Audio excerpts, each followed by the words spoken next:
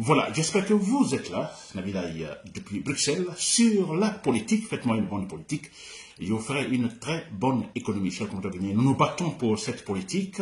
Cette politique doit réussir. Ce n'est pas facile, mais nous y arriverons, chers compatriotes. N'est-ce pas?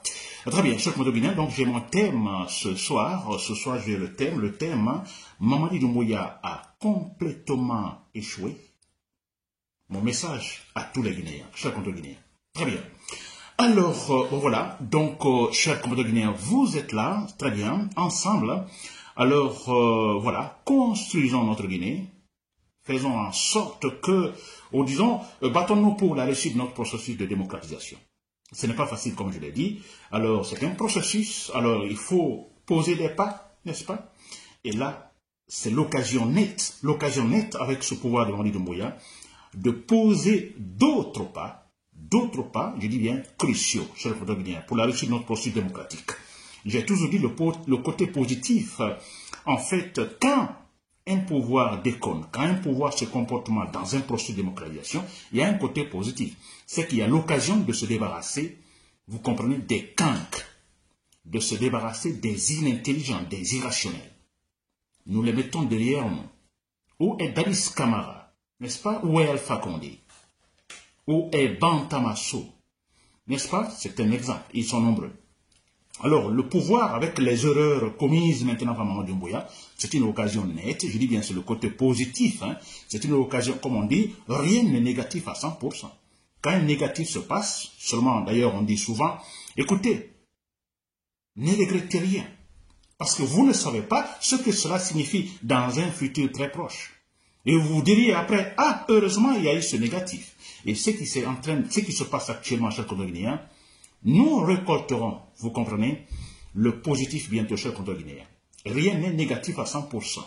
Le moment de se débarrasser, c'est l'occasion de se débarrasser également, et disons, des cancres. Très bien. Alors, je dis bien, Mamadi Doumbouya a échoué. Je vais détailler maintenant ce thème. Mamadi Doumbouya a échoué, chers compatriotes guinéens. Vous le savez autant que moi, ça, il n'y a pas de commentaire. Il a échoué, complètement échoué. 3 années au pouvoir, et voilà là où nous sommes.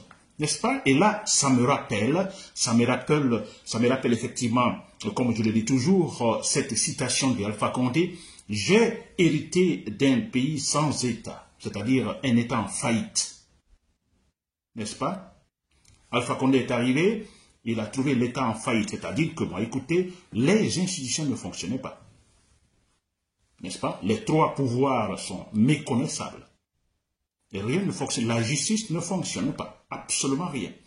C'est comme dans la jungle, en fait. N'est-ce pas? Alpha Condé a fait allusion à cela.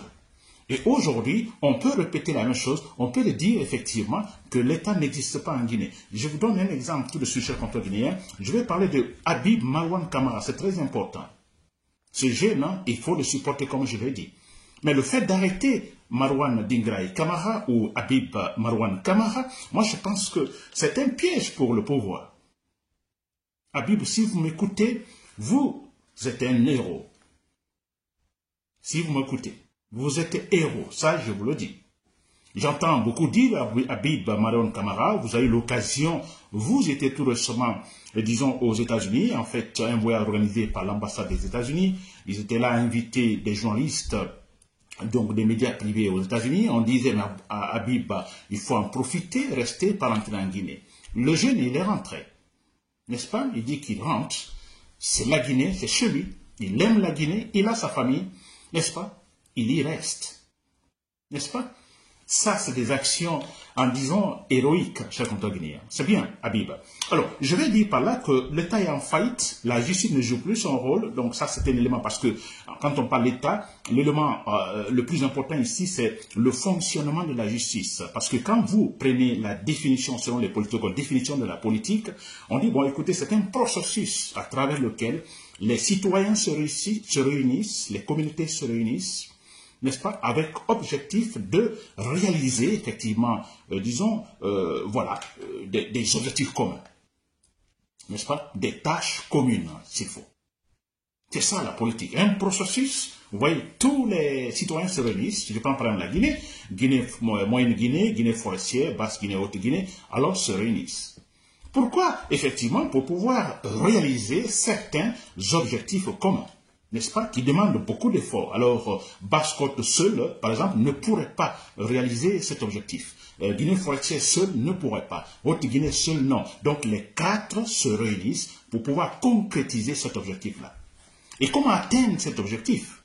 N'est-ce pas? Connaissant les caractéristiques des êtres humains, n'est-ce pas? Nous ne sommes pas stables à tout moment. Nous ne sommes pas toujours les mêmes, ou nous ne voyons pas les choses à travers, disons, la même paire de lunettes. N'est-ce pas? Il y aura toujours des problèmes, il y aura toujours des gens problématiques, il y aura toujours des voleurs, des assassins, des corrompus, etc., etc. Et là, dans ce processus-là, on crée ce qu'on appelle la justice. D'abord, l'administration est là, il y a l'État qu'on crée pour aider ces communautés à réussir leur pari.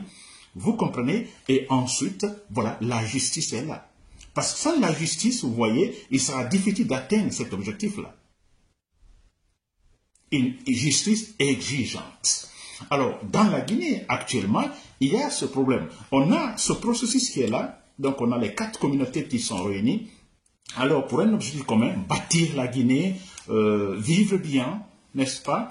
Alors, dans le confort s'il faut, et travail pour tous. Mais voilà, dans ce processus-là, il y a la justice qui ne fonctionne pas. L'État qui doit aider, vous comprenez? Alors, l'interaction dans ces sociétés-là, en utilisant, en se basant surtout sur la justice pour que tout se passe correctement, l'État est en faillite, la justice ne fonctionne pas.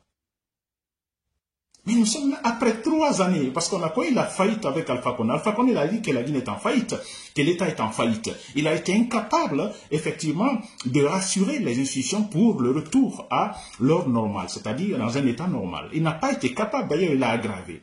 Mamadou Doumbouya vient, on a 3 années, écoutez, s'il vous plaît, on est dedans, pire. N'est-ce pas? Alors, si la justice ne fonctionne pas, mais écoutez, où allons-nous, s'il vous plaît? Vous voyez que Mamadou Doumbouya nous a trompés quand il a dit que la justice sera la boussole pour orienter l'action de chaque Guinéen. C'était pour nous tromper, chaque Guinéen, n'est-ce pas? Regardez comment on a arrêté le journaliste Habib Marwan Kamara. Ce jeune, depuis longtemps, si vous vous rappelez, il est toujours convoqué au tribunal. N'est-ce pas? Il y a des plaintes par-ci, par-là, contre lui. Mais c'est vrai. Et ça rappelle un peu le cas de Ousmane Gawal Diallo au temps de Alpha Condé, quand Ousmane Gawal Diallo également, très critique, était souvent convoqué au tribunal. Ça rappelle, n'est-ce pas? Ça rappelle ce temps-là. Et maintenant, on a Marwan. Depuis toujours, le gars, le monsieur, il est convoqué au tribunal. Il va avec tout son avocat, il gagne les parties. Et chaque fois, il gagne les parties. Parce qu'il se reproche de quoi? Rien. Il ne fait rien de mal, monsieur. Il informe en tant que journaliste. Et il le fait rationnellement. N'est-ce pas? Très bien. Alors, si antérieurement, on lui a envoyé des convocations, il recevait des lettres pour se présenter au tribunal, n'est-ce pas? Alors, bon, voilà. Et le monsieur, écoutez, cette fois-ci, on ne le fait pas. Ils ne l'ont pas fait. Ils ont, en fait, il y a une sorte de guet-apens, donc, par la complicité, disons, de KPC, que je parlais de lui l'autre fois, à KPC même, donc, Makanera. Par leur complicité, alors voilà, Habib Marwan Kamara est arrêté. Et par quelle manière? On casse même le pare-brise, je ne sais pas, donc casser les vitrines de sa voiture, s'il vous plaît. L'arracher de sa voiture, n'est-ce pas? C'est incroyable. Qu'est-ce qu'il a fait? A-t-il tué? A-t-il volé? N'est-ce pas? Il y a eu une convocation chez lui pour qu'il se présente devant en fait une autorité compétente et qu'il refuse. S'est-il comporté ainsi? Il ne l'a pas fait. Il ne peut pas le faire. Il est bien éduqué. Pourquoi l'ont-ils pas fait? Écoutez, c'est cela, l'État est en faillite. L'État est en faillite parce que si nous voyons dans un État normal, ce sont des institutions qui y jouent. Nous avons des institutions qui jouent, qui en fait convoquent, écoutez, Habib Marwan, par exemple, devant une autorité compétente. N'est-ce pas? Alors, dans un État en faillite, vous voyez, on arrête le monsieur par l'intermédiaire de qui? Des vauriens. N'est-ce pas? KPC, Makanera. Qui ne sont même pas des personnalités de l'État. N'est-ce pas? C'est-à-dire l'État recourt à ces gens pour pouvoir arrêter Marouane Camara. Et pourquoi? Qu'est-ce qu'il a fait, ce monsieur? Parce qu'il critique, il donne des informations, c'est un journaliste. Mais s'il vous plaît, d'accord, vous n'êtes pas content parce qu'il vous critique, ou vous pensez que, en fait, il ne relate pas, disons, les faits réels, alors s'il vous plaît, portez plainte, il ne va pas fuir. Ce monsieur était aux États-Unis, tout récemment, il pouvait y rester, non, il est rentré. Mais alors, disons, convoquez-les, faites-le venir au tribunal, à la police, posez des questions, portez plainte.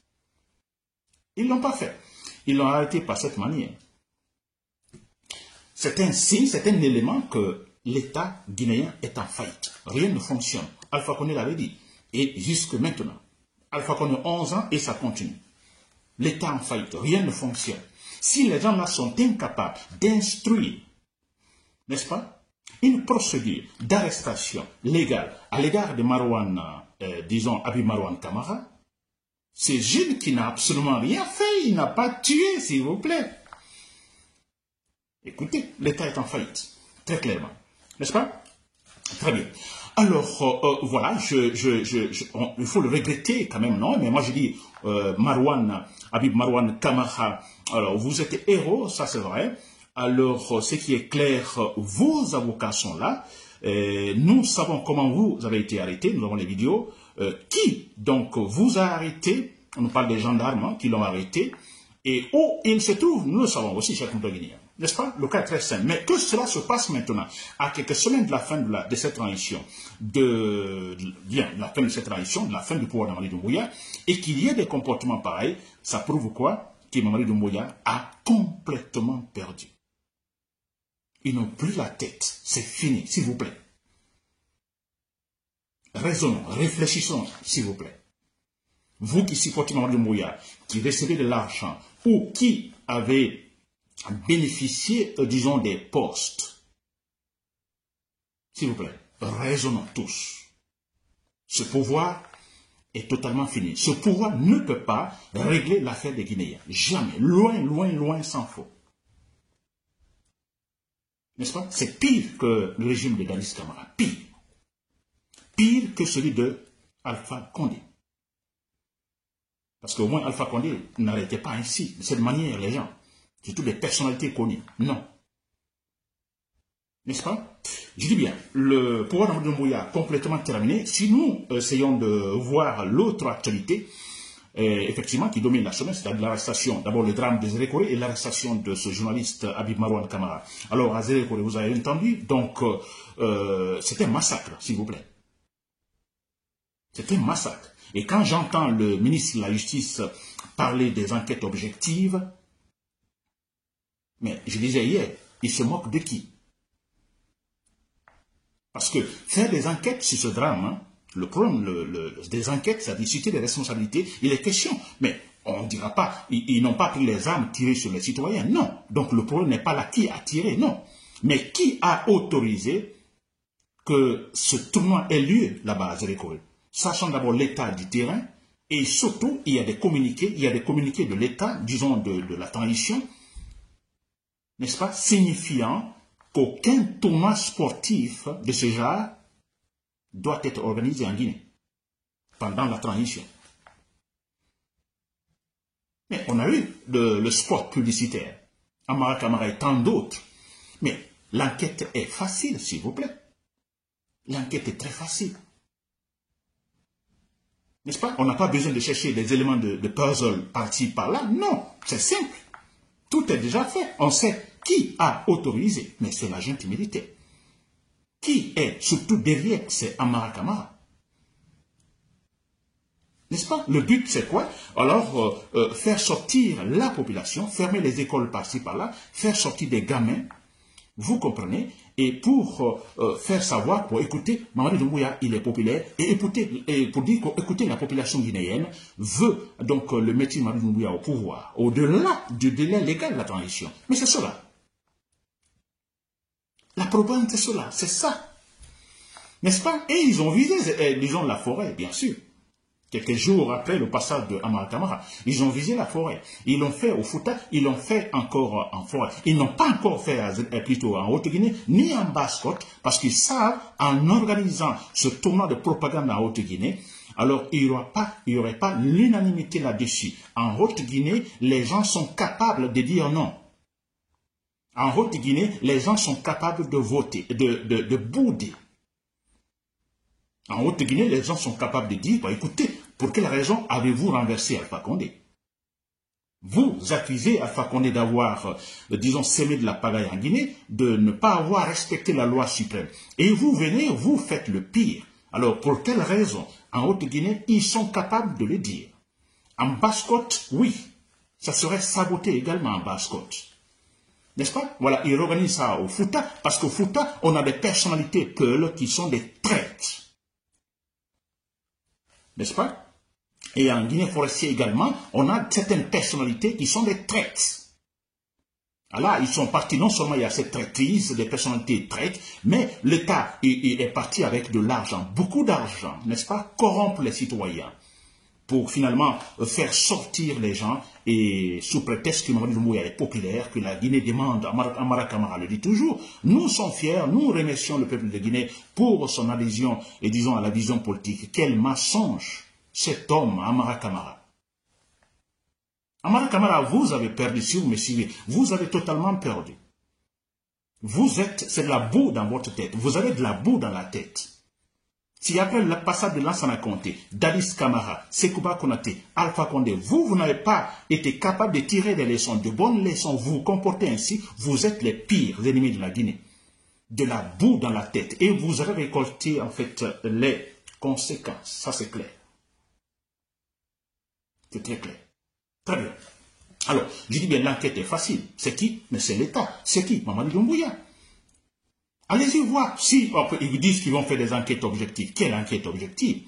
Des bons enquêteurs, vous comprenez, partiraient voir là-bas, à la banque, l'argent débloqué pour ces tournois de propagande. Débloqués par l'État. N'est-ce pas? Et on entend finalement Baouri dire, bon écoutez, le Premier ministre traite. Lui aussi, Baouri, vous allez regretter aussi. Je crois que maintenant, même Baouri, j'ai suivi son interview tout à l'heure, en fait, on sent, si on le regarde, on essaie de voir l'aspect psychologique de monsieur, la physionomie, on sent qu'il regrette. Il regrette. Il voit qu'il est tombé dans le piège, Baouri. Si vous avez suivi son interview, il regrette. Pourquoi? Pourquoi il se trouve là?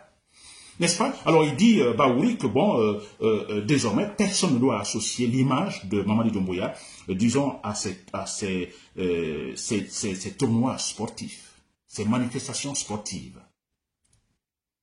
Personne ne doit associer Baouri. Qui associe? Mais c'est Mamadi Doumbouya lui-même, c'est le pouvoir même qui associe, qui veut rester au pouvoir. Baouri, arrêtez de mentir, démissionnez. C'est ce que je vais dire tout à l'heure dans la deuxième partie, c'est-à-dire mon message à tous les Guinéens. N'est-ce pas, chers condoléances? C'est la faillite totale. Ça, je vous le dis. Ils ont totalement perdu. Mais c'est normal que les gens là échouent. Amara Camara, secrétaire général à la présidence, une transition plus de 6 mois, c'est une erreur. Je dis bien, Amara Camara, le niveau qu'il a, Mamadi Doumbouya, le niveau qu'il a, tous ces gens qui sont là-bas, Aboubacar Sidi Camara, le niveau qu'il a, 6 mois, plus de 6 mois de transition, c'est une grosse erreur. C'est la faillite. Et ça se confirme maintenant, c'est la faillite. Ils ont fait 3 mois des cancres au pouvoir. Mais c'est la faillite, c'est normal. Regardez comment ils arrivent à kidnapper les gens. N'est-ce pas? Fonike Mange, où est-il? Bill, où est-il? Et maintenant, Marwan qui s'ajoute, s'il vous plaît. Parce qu'ils ont perdu, c'est fini. On entend Mandia, un autre Mandia Sidibé, un autre traite, Mandia Sidibé, si vous m'écoutez, vous allez regretter, comme Bantamasso regrette aujourd'hui, n'est-ce pas, ce comportement, disons, au temps de Alpha Condé. Il regrette. Vous allez, Mandia Sidibé, vous allez regretter. Et je suis content parce que, comme je le dis dans le processus, en fait, c'est une occasion de se débarrasser des cancres. Mandia Sidibé, après, quand Mamadi Doumbouya va tomber, vous êtes oublié. Vous ne pourrez plus parler comme Tibou Camara ne peut plus parler aujourd'hui. Des malhonnêtes réunis, chers compatriotes. Excusez-moi du terme, mais c'est cela. Quand on a affaire aux sauvages au pouvoir, des malhonnêtes, des bambins, des gens qui ne réfléchissent pas, c'est comme ça qu'il faut les qualifier. Très bien, chers compatriotes. Mon message donc à tous les Guinéens. Vous avez remarqué, vous avez vu l'échec de Mamadi Doumbouya. n'est-ce pas? Alors, ils avaient débloqué beaucoup d'argent pour cette mobilisation propagandiste, c'est vrai. C'était prévu également en Haute-Guinée, en Basse-Côte et tout ça. Maintenant, c'est arrêté. Et ils ne peuvent plus l'organiser, n'est-ce pas? Alors, vous qui avez reçu l'argent, n'est-ce pas? Parce qu'il y a des gens qui ont déjà reçu l'argent pour ces propagandes, ces manifestations sportives, n'est-ce pas? Alors, il n'y aura plus ces manifestations. C'est fini, c'est arrêté. C'est une honte. Hein? Ils peuvent le faire, continuer à le faire. Comme ils ont des armes, ils vont dire, bon, nous continuons à le faire. N'est-ce pas? Mais écoutez, là, c'est fini. C'est fini. N'est-ce pas? Parce que déjà, le pouvoir est fini. Le pouvoir est tombé. Alors, vous qui avez reçu l'argent, il y a ceux-là qui n'ont pas reçu. Il y avait la promesse. Bon, écoutez, c'est très clair. Ce que je vais vous dire, chers compatriotes guinéens, vous aimez la Guinée, c'est mon message. Vous aimez la Guinée. Vous aimez vos familles, vous aimez vos enfants, vous aimez le futur de vos enfants. Alors, s'il vous plaît, disons non à Mamadi Doumbouya. Refusons tout à cet homme, à ce sauvage Mamadi Doumbouya. En m'adressant aux membres du Conseil national de transition, coiffés par comment j'appelle, le fou, en fait, comment il s'appelle, celui qui coiffe, disons, ce Conseil national de transition, dans sa courroie. Vous, les membres du Conseil de transition, s'il vous plaît, beaucoup d'entre vous, pour ne pas dire tous, vous étiez, au temps de Alpha Condé, vous vous battiez pour un véritable processus démocratique. Je pense par exemple à Mohamed Traoré. Vous tous, avez-vous vu ce qui se passe maintenant? Est-ce un État? Est-ce qu'un État, s'il vous plaît? Ce n'est pas un État. Vous voyez cela? Allez-vous continuer à, disons, aider les gens à s'argumenter pour aller au-delà de 3 années? Allez-vous continuer à le faire? Parce que continuer à le faire, et plus Mamadi Doumbouya au pouvoir, plus, écoutez, nous tombons totalement dans l'instabilité parce que la guerre civile n'est pas loin. Tout est clair. Parce que vous continuez, Mamadi Doumbouya va tomber, hein, il va tomber, il sera battu par un militaire. Mais si jamais Mamadi Doumbouya tombe et que vous refusiez de démissionner avant cette tombe-là, vous êtes foutu à jamais. Vous êtes foutu à jamais parce qu'on aura des militaires rationnels. Les militaires rationnels au pouvoir, il n'y a pas de pitié. La loi au-dessus de tout le monde. Quand on met un traître en prison, ce n'est pas le président qui le mettra en prison, ni le ministre, ni autre personne. La loi qui le mettra en prison. Alors, si vous refusez de démissionner, Mamadi Doumbouya va tomber. Quand il tombe, je vous assure, avec les militaires rationnels, il n'y a pas de pitié. Il n'y a pas de pitié. Ça, c'est clair et net. Je vais Très bien. C'était Nabila Moussa Kamara, depuis Bruxelles. Merci pour l'écoute. Bonsoir.